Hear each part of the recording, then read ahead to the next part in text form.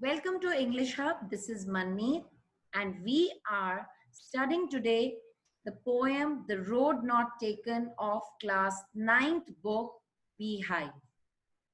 This poem is written by Robert Frost.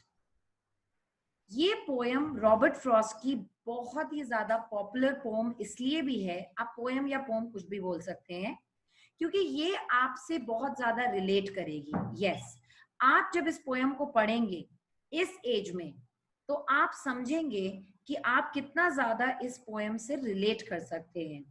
This is a well known poem about making choices in life. आप life में choices बनाओगे। जैसे आपने 10th पास किया, there will be a point जहां आपका रिजल्ट आ जाएगा, आपके मार्क्स बहुत अच्छे होंगे और फिर सब लोग आपको तरह तरह की एडवाइस देंगे। साइंस ले लो, मैथ्स ले लो, कॉमर्स ले लो या आर्ट्स ले लो। तो this poem is basically about making choices and the choices that shape us. और जो आप चॉइस लोगे वो ही आपका फ्यूचर बनेगा। अगर आपने मेडिकल चूज किया तो आप डॉक्टर बनोगे। अगर आपने भाई इंजीनियरिंग का सोचा तो आप एक इंजीनियर बनोगे।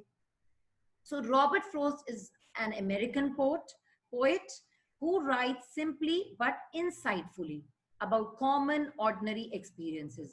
बहुत ही common और ordinary experiences को ये बहुत ही deeply समझ के लिखते हैं। So let's start the poem. The first paragraph.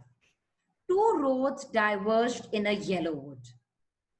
Two roads is basically यहाँ पे extended metaphor है। यहाँ पे ये दो roads का मतलब है option से लाइफ में। Diverge का मतलब है separated in a yellow wood.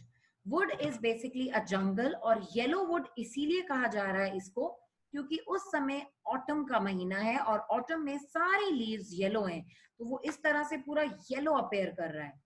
And sorry, I could not travel both. और पोएट कहते हैं कि मैं दोनों ट्रैवल नहीं कर सकता। एंड बी वन ट्रैवलर, क्योंकि मैं एक ही ट्रैवलर हूं, क्योंकि मैं एक ही इंसान हूं।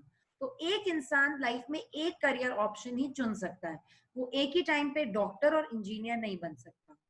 लॉन्ग आई स्टूड, और वो कहते हैं कि काफी देर में वहां खड़ा रहा। And look down one as far as I could, और मैं वहां पर उन दोनों रास्तों पर देखता रहा जितनी दूर मैं देख सकता था। टू वेयर इट बेंट, और जहां उन्होंने कर्व ले लिया, रास्ता जहां तक सीधा गया मैं देखता रहा, बट जहां उन्होंने कर्व ले लिया in the undergrowth. Undergrowth is basically बहुत सारे बुशेस, प्लांट्स या घने जंगल की वजह से मुझे दिखना जहां तक बंद हो गया। कर्व हुआ तो मुझे वहां जंगल ही जंगल दिख रहा है। Then took the other just as fair and having perhaps the better claim. और जब मैंने दूसरे रास्ते को देखा तो मैंने देखा कि उस रास्ते का बेटर क्लेम था, वो एक बेटर ऑप्शन सिद्ध हो रहा था कि ये अगर मैं करियर ऑप्शन या ये पाथ चूज करता हूं तो ये एक बेटर पाथ सिद्ध होगा।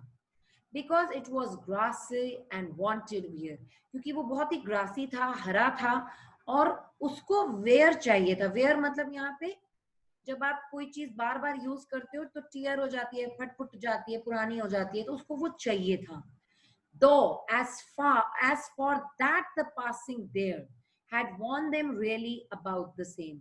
हालांकि जितने भी लोग वहां से पास हुए थे उन लोगों ने दोनों को बराबर ही चला था, मगर फिर भी एक रास्ता ज्यादा ग्रासी था और ज्यादा वेयर मांग रहा था। And both that morning equally lay, और उस मॉर्निंग को we are going reading the third paragraph, और उस मॉर्निंग को जिस दिन पोएट वहां है वो दोनों इक्वली दिख रहे थे, इक्वली ले, दोनों सामने बराबर दिख रहे थे। In leaves no step had trodden black, और अभी तक उस पर कोई चला नहीं था। No step had trodden black मतलब, ट्रॉडन मतलब पैर रखना। जब आप पत्तों को बार बार चलते हो तो वो काले हो जाते हैं, तो अभी पत्ते काले नहीं हुए थे, दे वर स्टिल ग्रीन। तो मुझे वो दोनों रास्ते देख रहे थे कि वो एक तरह से मान लीजिए फ्रेश है, लोग अभी उन पे चले नहीं थे उस समय। Oh I kept the first for another day, तो मैंने पहले रास्ते को अनदर डे के लिए छोड़ दिया।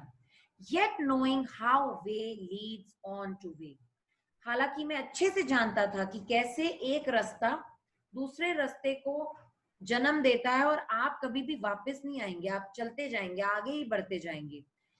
अगर आपने एक बार मेडिकल फील्ड ले लिया तो you can not come back and से कि नहीं मुझे तो स्पोर्ट्स पर्सन बनना था यार, you know I really wanted to become a lawn tennis player. You cannot come back. You have to really think. तो आप इस चीज से properly relate कर सकते हैं. I shall be telling this with a sigh. Sigh means a deep breath. एक deep breath लेकर मैं बोल लूंगा, इस बारे में मैं बताऊंगा. Somewhere ages and ages hints. Hints मतलब बाद में. After a long time, काफी समय के बाद, फ्यूचर में मैं इस बारे में एक डीप ब्रेथ के बाद साथ बताऊंगा कि two roads diverge in a wood, कि दो रास्ते थे मेरे सामने उस जंगल में, and I took the one less travelled by, और मैंने चुना वो रास्ता जो लेस ट्रैवल हुआ था, जिसपे कम लोग चले थे, and that has made all the difference. और इसी ये जो डिसीजन मैंने लाइफ में लिया है, इसी डिसीजन की वजह से आज मैं जो भी हूं वो मैं हूं. सो रिमेंबर, आप जो भी रास्ता चुनेंगे, you have to clearly understand that you can not come back. आज मैं सोचूं कि मैं 11th में दोबारा जाऊंगी और मैं आज साइंस स्ट्रीम लेके डॉक्टर बन जाऊं, तो it's not possible. Career options का टाइम आपका क्लास 11th रहेगी, तो आप वाइजली सोच लीजिए. Now let's see the first paragraph. Literary device की अगर हम बात करते हैं तो सबसे पहले हम बात करते हैं राइमिंग स्कीम की. राइमिंग स्कीम हमेशा याद रखिए कि आपको क्या म्यूजिकल इफेक्ट है पोएम में वो बताना है. तो लास्ट वर्ड हर लाइन का हम देखेंगे. जैसे फर्स्ट पैराग्राफ में है वुड, सेकेंड लाइन है बोथ, थर्ड है स्टूड, कुड, अंडरग्रोथ. अब यहाँ जैसे आप पहला वर्ड लेते हैं तो आप उसको हमेशा ए लिख दीजिए. अब वुड और बोथ दोनों राइम नहीं हो रहे हैं, अलग हैं, तो आप सेकंड वाले को बी लिख दीजिए. स्टूड और वुड एक जैसा है, तो मैं अगेन इसको ए लिखूंगी. कुड, कुड भी अगेन राइम कर रहा है, तो मैं इसको भी ए लिखूंगी. अंडरग्रोथ, बोथ ये राइम कर रहे हैं, तो मैं अंडरग्रोथ को बी दूंगी. तो what is the rhyming scheme of the first paragraph? It is A B, A B. Two roads में एक्सटेंडेड मेटाफोर है. एक्सटेंडेड मेटाफोर का क्या मतलब होता है? Metaphor means when you are basically comparing two qualities, है ना, दो क्वालिटीज आप कंपेयर कर रहे हो without using as or like. Extended metaphor का मतलब है कि पूरी पोयम में ही ये कंपैरिजन हो रहा है. और यहाँ पे ये जो टू रोड्स हैं, ये बेसिकली टू ऑप्शंस हैं लाइफ में, टू करियर पाथ या टू करियर ऑप्शंस. तो इसीलिए यहाँ पे एक्सटेंडेड मेटाफोर है.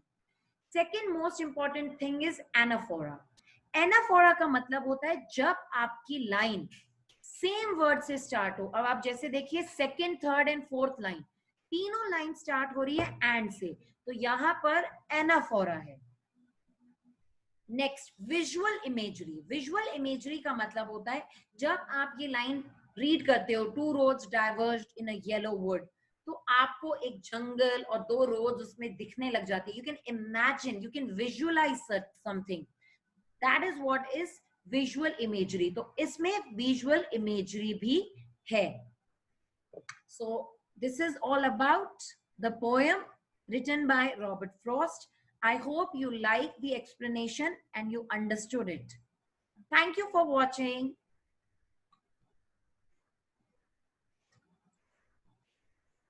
Dil